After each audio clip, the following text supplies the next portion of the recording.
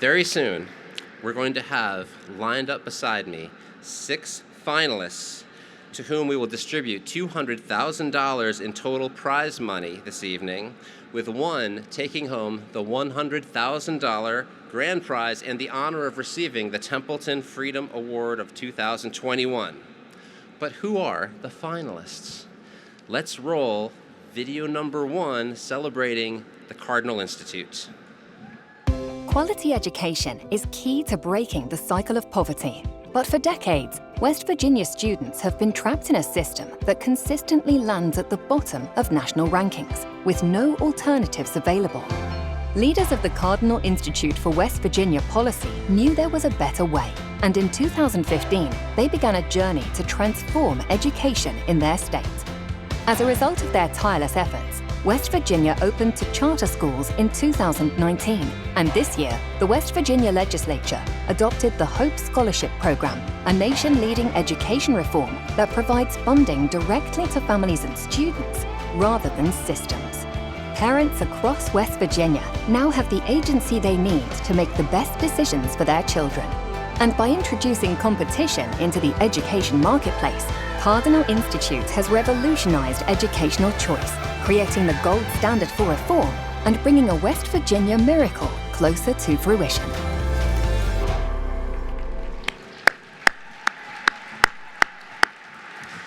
It's amazing work that Cardinal has done. Now, our next, wait, I think that John Tillman wants to say something. Can we get a mic and the camera on Tillman, please? Wait. That's not enough. We need more. The Cardinal Institute is changing the world and the lives of kids, not just in West Virginia, but the whole country. You know, it's kind of amazing. The pandemic, Brad, has been really bad in so many ways, but suddenly parents have had this public education system zoomed right into their homes and their kitchens and their living rooms, and they're not happy. Parents are very disappointed. There's a revolution going on all over the country, and the Cardinal Institute is leading that revolution, along with, by the way, Atlas Network Center for the U.S. and Canada, which will devote tremendous millions and millions of dollars in resources to educational reform in 2022 and beyond. So I think we should suspend the program and just have the Cardinal Institute win by acclamation. Who's with me? Who's with me? Now, John makes a very powerful argument, but before anyone rushes to a decision, let's roll video number 2. In the landlocked African nation of Burundi, oppressive regulations, complicated bureaucracy, and physical barriers at border posts force Burundians desperate for cross-border trade to enter the informal economy, condemning millions to lives marred by poverty. The Center for Development and Enterprises Great Lakes, or CDE, is determined to reduce these barriers and create the conditions for formal open trade. CDE launched their Fungua Njia, or Open Road campaign, in 2019, which has culminated in the elimination of 90% of non-tariff barriers, the establishment of a simple local travel document to replace costly passports, the reduction of regulatory agencies from 19 to 4, and, most importantly, the legal recognition of over 30,000 women traders who have finally been extended protection against sexual harassment, illegal seizure of their goods, physical violence, and bribery at the border. These changes have cleared the way for explosive growth in trade that is not only more frequent, but also more affordable. CDE's work demonstrates the power of open trade to bring dignity and prosperity to millions of people across Africa's Great Lakes region.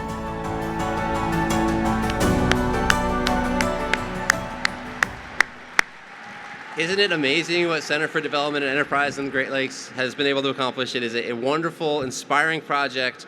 Now, let's hear from one of the most inspiring people that I know, North Korean refugee, human rights advocate, and as of last week, a newly naturalized American citizen, Yeonmi Park. Where is she? Thank you. Thank you so much, everyone. So my name is Yeonmi Park, and I literally crossed the frozen river and Gobi Desert to come to this promised land. And to me, this like being an American is more than winning 10 lotteries combined. Interestingly, a lot of my left-leaning friends that I met in New York told me, "Do you know actually America is really bad?" And I asked them, "Why is it so bad?" And they're like, "Do you know that in America we have this thing called inequality?" So when I heard that word, I go, "What a concept! You have inequality?" Because in North Korea, we have equality of outcomes. Everybody's dirty poor. So to North Korean, inequality means like a sound of some, blessing, that there is a mobilization in classes. So in my journey, I experienced that. Thank you. Thank you. So as someone who's seen that, poverty is what we need to fight for. This is a real evil. There's a saying in North Korea, if you starve men for 3 days, there's no civilization. We can have this civility right now because we have food in our stomach. That is why Center for Development Enterprise and their work is so essential, because they are giving dignity to people and by eradicating this poverty. So I hope they win. Thank you, everyone. Thank you so much. Thank you so much, Yeonmi. Now I'd like us to turn to another good friend of ours who I think also can appreciate the amazing work that's happened in Burundi. But she's here all the way from Kenya.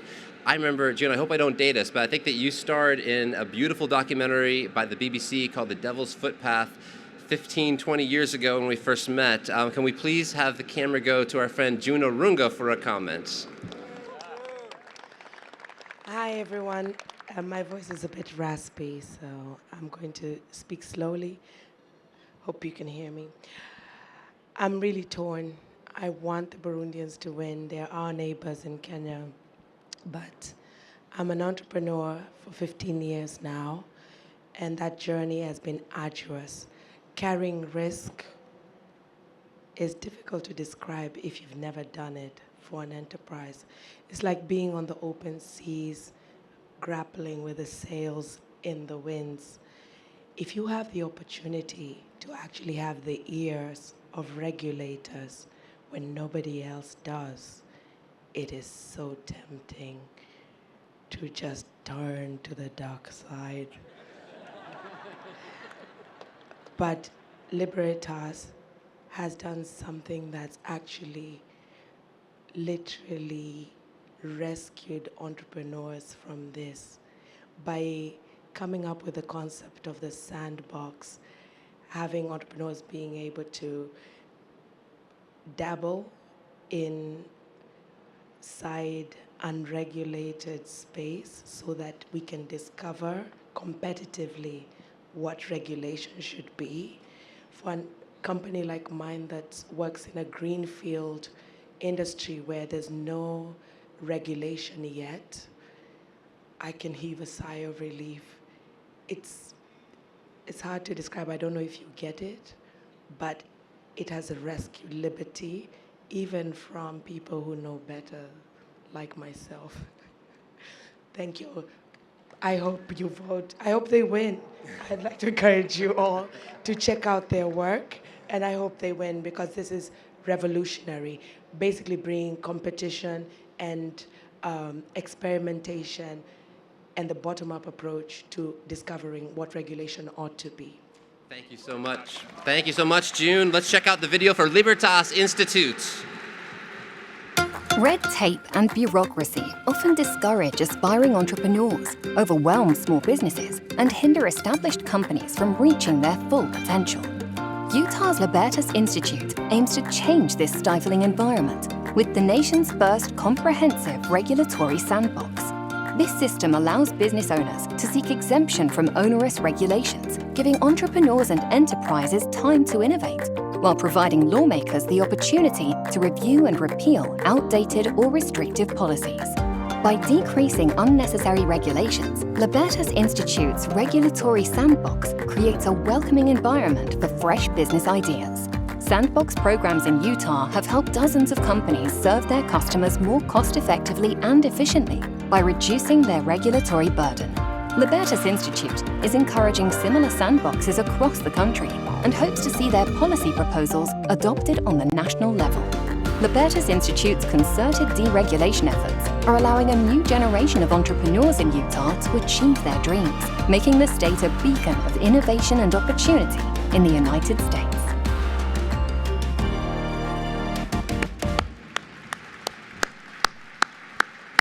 Yeah, that is some amazing work that's been done by Connor Boyack and the whole team at Libertas Institute.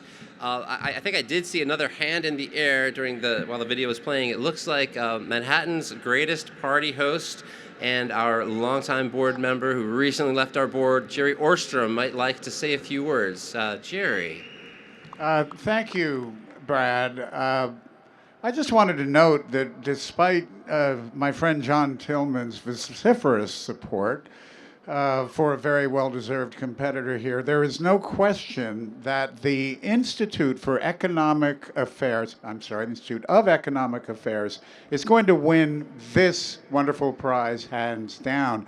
After all, the IEA is the granddaddy of all free market think tanks. Its founder, Sir Anthony Fisher, founded it way back in the 1950s, directly inspiring his founding of Atlas itself and leading to this prize that we celebrate tonight. Further, what do we classical liberals hold perhaps more preciously than anything else? Free trade. Who invented free trade? The British did, almost 200 years ago. Guess what? Sometimes you lose it. The world is getting more and more protectionist. In fact, in the wake of Brexit, it was thought that Britain would become protectionist, but no. Thanks to the IEA, Britain has passed more than 60 free trade deals worth more than $1 trillion. Now, I know that's just a little bit of a dent in Build Back Better, but it's a heck of a start.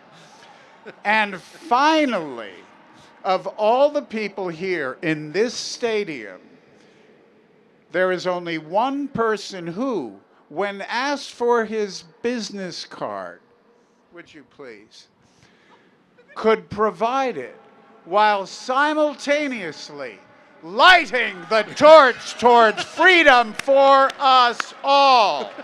Thank you, the Institute for Economic Affairs. Mark Littlewood. Very persuasive points, Jerry. Let's take a look at the video for the Institute of Economic Affairs. 40 years ago, the Institute of Economic Affairs, or IEA, laid the intellectual groundwork for sustained economic expansion across the United Kingdom. And today they have once again helped to lead the country out of crisis. Out of the uncertainty created by the Brexit referendum, the IEA worked to make the most of the opportunity to redefine economic policy in the United Kingdom. For 4 years, they played a significant role in changing hearts, minds, and policy with a clear vision for advancing free trade. Their Plan A Plus program became a media sensation and was championed by a wide range of policymakers and UK leaders who have since implemented dozens of free trade deals worth over $1 trillion. Overcoming immense opposition from think tanks, regulatory agencies, social media attacks, and even targeted burglaries, the IEA achieved their most monumental policy contribution in decades. Their steadfast commitment to open trade has helped to secure a more prosperous future for the people of the United Kingdom, rekindled Britain's deep liberal tradition, and created a model to be emulated around the world.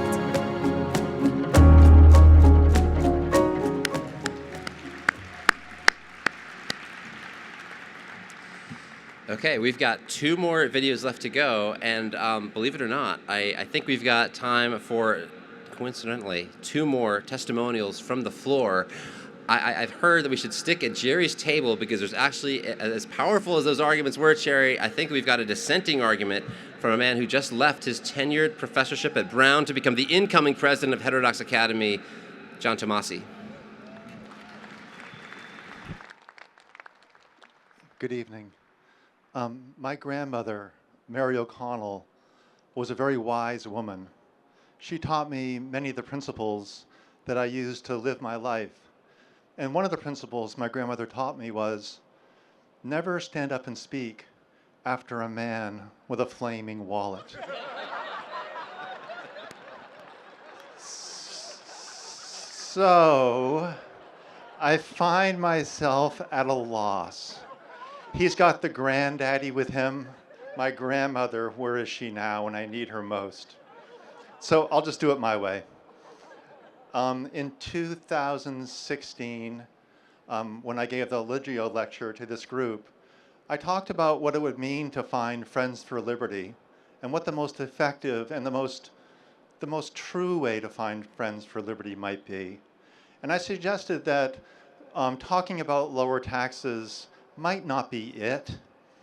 I get it. I understand the importance of having lower taxes and depowering people. I get that. But there are other concepts that are familiar to all of you in the liberty movement, concepts to do with empowering people, looking for potential, unlocking that potential, especially among the most vulnerable people in the world. For that reason, I strongly urge the judges to award this year's prize to the Center for Civil Society in New Delhi, India, founded and run for many years by my dear friend Parth Shah. This Center for Civil Society has been a bulwark for public policy changes in environments that are extremely difficult. Their work recently in the past 4 years or so to fight for the rights of street vendors, the rights of small business people in India on the streets trying to eke out a living by doing what? By exchanging goods with friends for mutual benefits. This has been one of the most incredible things to watch around the world lately. One of the things that I'm most struck by the way the Center for Civil Society has pursued the street vendor initiative is that they don't give up. Even when the media cameras leave after a victory, they stay on to see it through. So I'm just going to end by saying to my friend Parth Shah, Bahatarin Khan. Thank you, John. Let's learn a little bit more about the Center for Civil Society. Street vendors are essential to India's economy, accounting for over $10 million in transactions each day. But these entrepreneurs often operate at the mercy of local authorities, who arbitrarily extort, abuse, and threaten them, seizing their goods and charging them hefty fines. Centre for Civil Society, or CCS, has been a consistent champion for street vendors, securing the passage of the landmark Street Vendors Act in 2014. Sadly, implementation of the law has been fragmented and remains unfinished in states across the country. With sustained research and publicity campaigns on behalf of and in partnership with vendors, Centre for Civil Society has maintained pressure on government officials to protect street vendors' economic rights.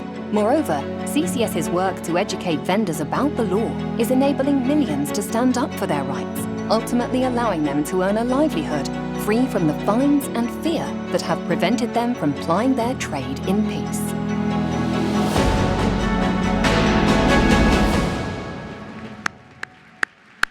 Amazing work from CCS. I just got a text saying that Gloria Alvarez is itching to say something. Can we get one more camera on Gloria, please? Thank you, Brad. I'm so sorry to interrupt. I know that all these projects have been amazing, but come on. There's one think tank that has shown all of us how to do public policy in true libertarian ideas without any form of mistake, and that's the Cato Institute.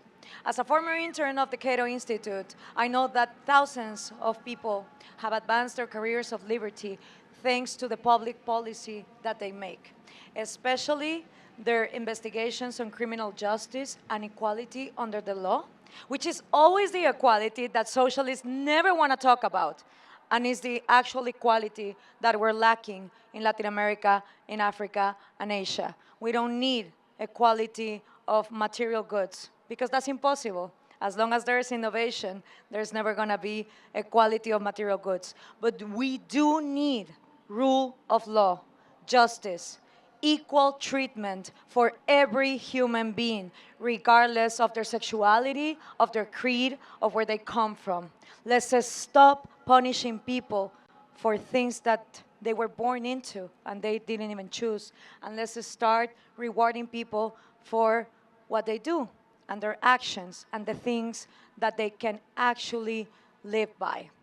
And personally, the Cato Institute gave me one of the best professors that I've ever had in my life, and that is Mr. Tom Palmer, who has been awarded tonight. So that's why I think that the Templeton Freedom Award should go to the Cato Institute. Thank you. Thank you, Gloria. Let's now learn about the project that's been nominated for the Cato Institute. Just a few years ago, qualified immunity was an obscure legal concept known only to a small handful of lawyers and legal scholars. Now, it's a household term. Uniting advocacy groups and leaders from across the political spectrum, the Cato Institute demonstrated how qualified immunity enables government officials to violate the civil rights of citizens with impunity. Their work to promote public awareness of the topic has been so successful that more than 60% of Americans now favor ending this abusive legal loophole.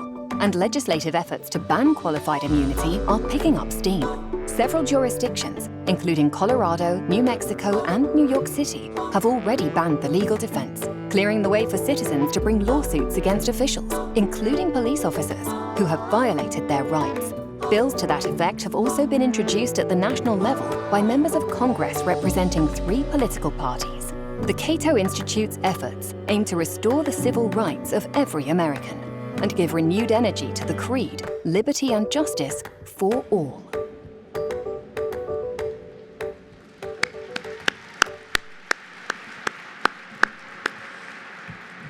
All right, I hope that all of you have made your minds up about who you're rooting for. We have 6 great finalists. Only one can win our grand prize. To announce the 2021 Templeton Freedom Award winner and for a few comments about the prize program, we're very proud to welcome back to our stage the president of John Templeton Foundation, Heather Templeton Dill.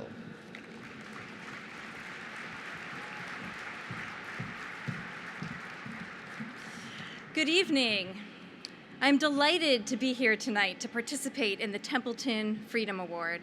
On behalf of the Templeton family and the Templeton Religion Trust, which has supported the Templeton Freedom Award since 2013, it is a joy, in a moment, to share the stage with this year's finalists.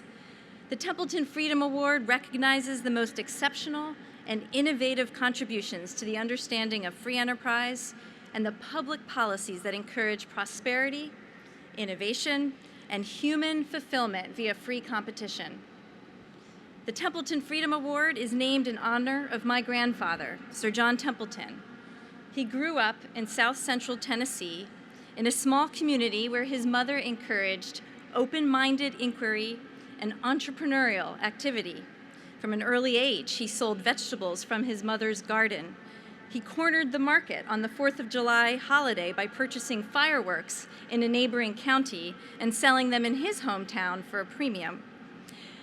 These early business ventures, along with the freedom Sir John's mother gave him to roam and explore, instilled a deep belief in my grandfather that the freedom to make choices that benefit oneself and one's family, the freedom to start businesses and to benefit from the profits, and the freedom to make mistakes and to learn from failures are virtues that contribute to human flourishing for all people at all times and in all circumstances. In 1954, my grandfather started the Templeton Growth Fund, a mutual fund with a global mandate to find companies and businesses around the world that were making great investments. Sir John came to appreciate the opportunities for economic growth outside of the United States, but he also believed that the opportunity mutual funds gave individual investors to become share owners of profit-making businesses was a way to expand the blessings of the free market system. In a letter to his investors called America's Answer to Karl Marx, Sir John wrote, "Not communism, but people's capitalism is the wave of the future. Share ownership tends to give each person financial independence and personal dignity. Free enterprise comes alive to you when you become a share owner. Under socialism, each person is a cog in a machine, but under people's capitalism, she is a free agent. A person's soul can develop best if it is free, and share ownership helps to make us free. This is the spirit that animates the awards given tonight. When you have the freedom to choose the best education for your children, to know and exercise your rights under the law, to engage in free exchange of goods and services, and to start your own business without unnecessary regulation, then you have the freedom to flourish and to spread prosperity to your community and to the world. Tonight, we honor and celebrate extraordinary leaders who recognized a problem and developed practical solutions. We celebrate these organizations because of their success and their ability to effectuate change. And we recognize their work because it shows how a dedicated and diligent team of policy entrepreneurs are willing to take a risk when freedom is at stake.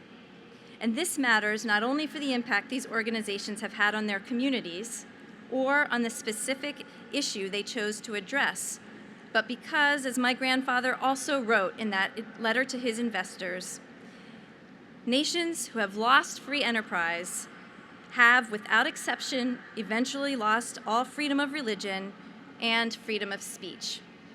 Let's not underestimate the significance of the work we recognize tonight. And I close by thanking each of these remarkable organizations and all the people who work there for their dedication and commitment. And now, let's meet the finalists. Ladies and gentlemen, please welcome, from the Cardinal Institute for West Virginia Policy, Garrett Ballingy. From the Cato Institute, Clark Neely. From the Center for Development and Enterprises, Great Lakes, Amob Manira Kiza. From the Center for Civil Society, Prashant Narong. From the Institute of Economic Affairs, Mark Littlewood. And from the Libertas Institute, Michael Melendez.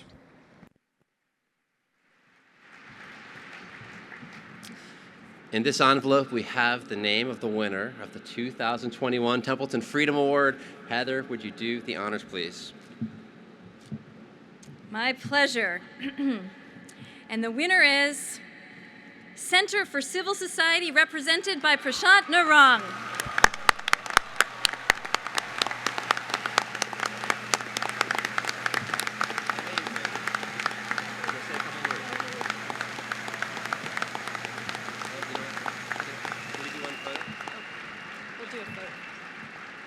One photo real quick.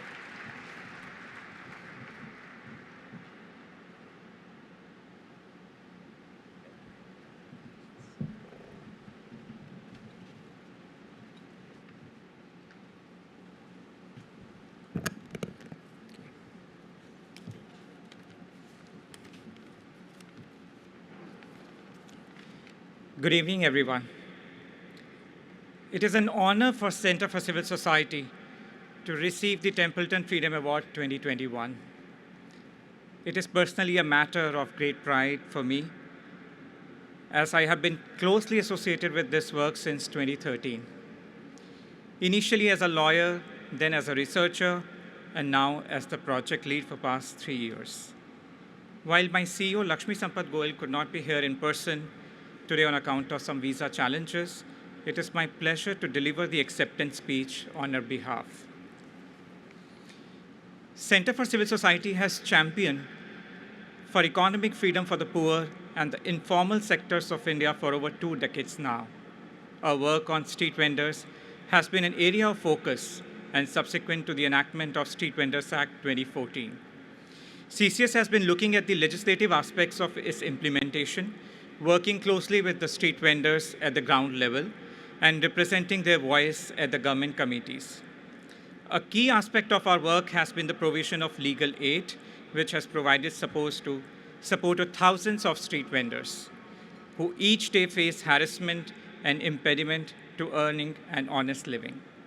This award has a special significance as it gives boost to the work CCS is doing in other areas such as education, sustainable livelihoods, environment, ease of doing business in the informal sectors and agriculture, the work of making markets work for the poor, and driving institutional accountability. Moving forward, we're looking to harness the power of technology to lend muscle to this movement through the use of a mobile application that will create a common forum for the street vendors and improve their access to the legal aid. Here I must also acknowledge the efforts of all my colleagues at Center for Civil Society, particularly Jayana Bedi and Simranjot Kaur, who are not here today, and many others who contributed immensely to this research, litigation, and outreach related to our work on street vendors. Thank you.